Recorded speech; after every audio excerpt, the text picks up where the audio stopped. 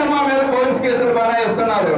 ఇక మా వాటి విషయానికి వస్తే మాది పాత నగరం 25వ వ్యాధుల వల్ల మా పిల్లలు మేము కళ్ళ చెప్పడంతో చాలా విధాల చాలా యాత్ర పడుతున్నాం. ఆ పోర్టు తాలూకా పొల్యూషన్ మహమ్మారిలో మన విశాఖ జిల్లా అంతా వ్యాపిస్తుంది. దాని మీద ఒక నాయకుడు కూడా ఆ పోర్టు చైర్మన్ కానీ రాష్ట్ర ముఖ్యమంత్రి కానీ అడిగే బాబత అసలు మాట్లాడటం కూడా లేదు. పోర్టు పొల్యూషన్ మీద నిరంతరంగా ఉద్యమాలు చేస్తున్నాం, దీక్షలు చేస్తున్నాం. మన కోలాగురువులు గారు ఈ మధ్యలో ఒక 10 సార్లు ఈ పోర్టు మీద పోర్టు చేయడానికి కలడం కూడా జరిగింది. అలాగే ఆ కంటైనర్ రాజు వల్ల చాలా ఇబ్బందులు తలెత్తున్నాయి. చాలా సార్లు ఒక కంటైనర్ చైర్మన్ కలిసాం, ఆ రైల్వే తీయడం కలిసాం, అయినా స్పందించట్లేదు.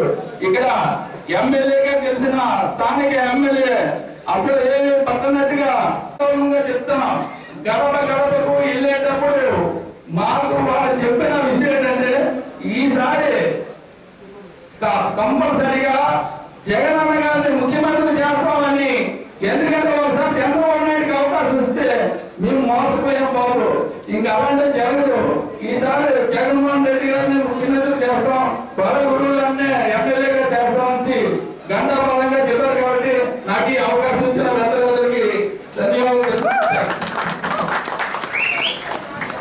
26వ అధ్యక్షులు కనకరెడ్డి గారిని మాట్లాడవలసిందిగా కోరుకుంటున్నాం. ఇందులో చేసిన విజయసాయి గారి బాధలను తెలుసుకుంటూ అలాగే సభ చేసినటువంటి కోలాగురు గారికి నమస్కరిస్తూ రాష్ట్ర కార్యదర్శి రామకృష్ణ గారికి మన సిటీ అధ్యక్షుడు అమ్మన్ గారికి రైతులు రోడ్డుమ పడి ఆయన రకాల ఇబ్బందులు పడుతున్నారు. అందులో మా అక్కయ్య గారు ఒక మార్కెట్ చేయడం వెళ్ళే ఒక పాపానికి ఒక రోడ్డు రావడం వల్ల ట్రాఫిక్ ఎంచడం వల్ల స్పాట్లో లారీ స్పాట్లో చనిపోయారు. స్వయం అక్కయ్య గారు ఎవరు కాదు. ఆ విషయం అందరికీ తెలిసిన విషయమే.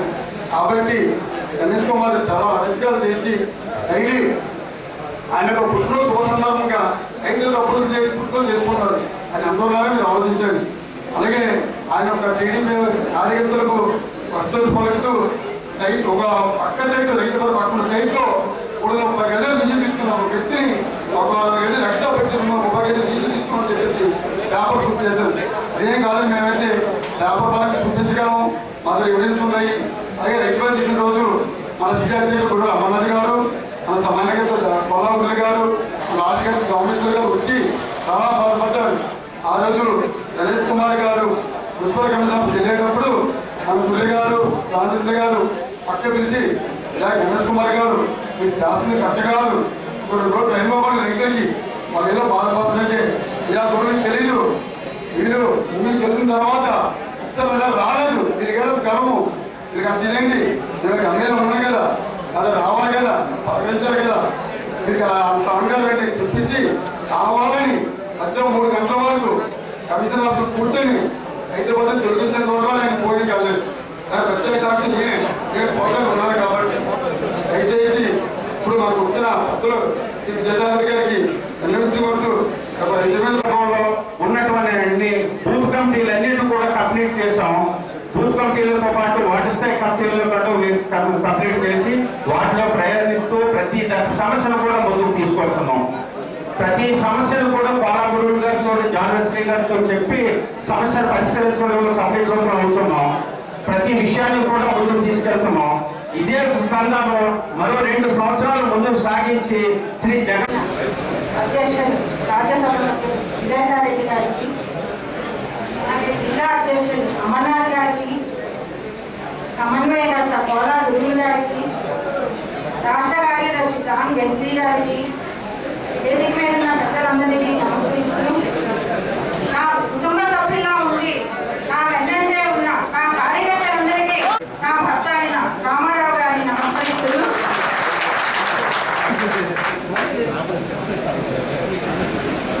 మా సమన్వయకర్త కోలాగురు గారు నా వెన్నంటే ఉంది ప్రజా సమస్యలపై నిరంతరం అలుపెరిగిన పోరాటం చేస్తూ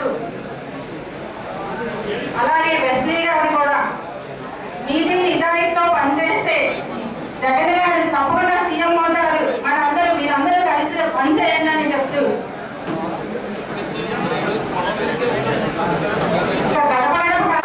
అలాగే రైల్వే జోన్ అని, ప్రత్యేక హోదా అని, భూ సమస్యలని, ఎన్నికల్లో జగనన్నని సీఎంగా చూడాలని మా అందరి లక్ష్యం.